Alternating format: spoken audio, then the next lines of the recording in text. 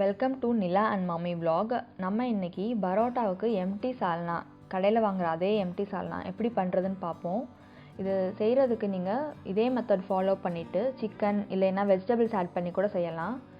First நான் ஒரு கடாயில் 2 டீஸ்பூன் எண்ணெய் ஆட் பண்ணிக்கிறேன். எண்ணெய் காஞ்சதும் இது கூட பட்டை, பிரியாணி இலை, லவங்கம், 2 ஏலக்காய் சேர்த்துட்டு லைட்டாக வதக்கிக்கலாம். கூடவே 1/4 டீஸ்பூன் சோம்பு சேர்த்துக்கிறேன். நான் 1/4 டீஸ்பூன் மட்டும் சேர்த்துக்காங்க, ஜாஸ்தியும் சேர்க்க வேணாம். ஏன்னா நம்ம ஒரு பேஸ்ட்லேயும் இதை சேர்ப்போம். 2 பச்சை மிளகாய் இந்த மாதிரி கீறிட்டு ஆட் பண்ணிக்காங்க. இப்போது சோம்பு, பச்சை மிளகாய் எல்லாம் நல்லா பொரிஞ்சதுக்கப்புறம் இது கூட நான் ஒரு பெரிய வெங்காயம் நீள நீளமாக நறுக்கிட்டு ஆட் பண்ணிக்கிறேன். இப்போது இது எல்லாத்தையுமே நல்லா வதக்கிக்கிறணும்.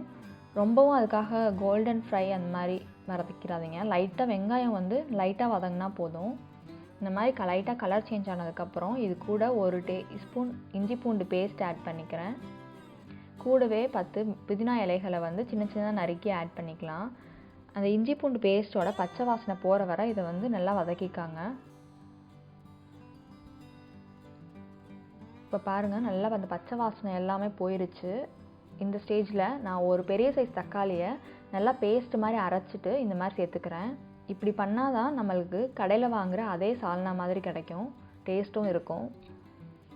ஒரு 2 நிமிஷம் இது நல்லா வதங்கட்டும். இதுக்கு தேவையான ஒரு பேஸ்ட் ரெடி பண்ணிடலாம். அதுக்கு முந்திரி பருப்பு ஒரு 6, சோம்பு ஒரு 1/2 டீஸ்பூன், சின்ன வெங்காயம் ஒரு 8, ஒரு 2 டேபிள் ஸ்பூன் அளவுக்கு தேங்காய் பூ எடுத்துருக்கேன். இது எல்லாத்தையுமே மிக்சியில் நல்லா இந்த மாதிரி பேஸ்ட் மாதிரி அரைச்சி நம்ம எடுத்துக்கலாம். இதை அரைச்சி எடுத்து தனியாக வச்சுக்காங்க. இப்போது தக்காளி வதங்கினதுக்கப்புறம் இது கூட மஞ்சள் தூள் 1/4 டீஸ்பூன், கரம் மசாலா 1/2 டீஸ்பூன், மல்லித்தூள் 2 டேபிள் ஸ்பூன், மிளகாத்தூள் 1 டீஸ்பூன் சேர்த்துருக்கேன். கூடவே கொஞ்சமாக தேவைக்கேற்ற மாதிரி உப்பு சேர்த்துக்காங்க. இப்போது இது இந்த பச்சை வாசனை போகிறதுக்காக மசாலாவோட பச்சை வாசனை போகிற வரை நல்லா இதை வதக்கிக்காங்க. இந்த மாதிரி வதக்கிட்டு அடி பிடிச்சிடாமல் இருக்கிறதுக்காக நான் கொஞ்சமாக தண்ணி சேர்த்துக்கிட்டேன்.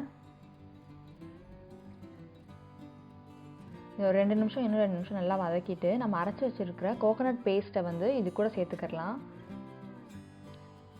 சேர்த்துட்டு எல்லாத்தையும் நல்லா மிக்ஸ் பண்ணிடணும். இந்த மாதிரி மிக்ஸ் பண்ணிவிட்டு இது கூட நான் 2 கப் தண்ணி ஆட் பண்ணிக்கிறேன். ஏன்னா நம்ம இது நல்லா குக்காகி வர்றப்போ ரொம்ப கெட்டியாயிரும். அதனால் நம்ம கொஞ்சம் எக்ஸ்ட்ரா நல்லா தண்ணி ஊற்றிக்கணும். நான் 2 கப் தண்ணி இன்றைக்கி ஆட் பண்ணுறேன். இப்போது இதை நல்லா மிக்ஸ் பண்ணி விட்டுட்டு ஒரு 10லேருந்து 15 நிமிஷம் வரை இதை நல்லா கொதிக்க விடணும். எண்ணெய் எல்லாம் சைடில் பிரிஞ்சு வர அளவுக்கு நல்லா கொதிக்க விடணும். இதை இப்போ பாருங்கள், எனக்கு ஓரளவு இப்போயே நல்லா எண்ணெய் எல்லாம் சைடில் பிரிஞ்சு வந்திருக்கு.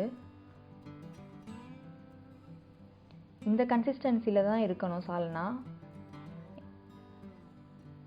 மேலே கொஞ்சமாக கொத்தமல்லி ஆட் பண்ணிக்காங்க. இப்போ ஸ்டவ் ஆஃப் பண்ணிடலாம்.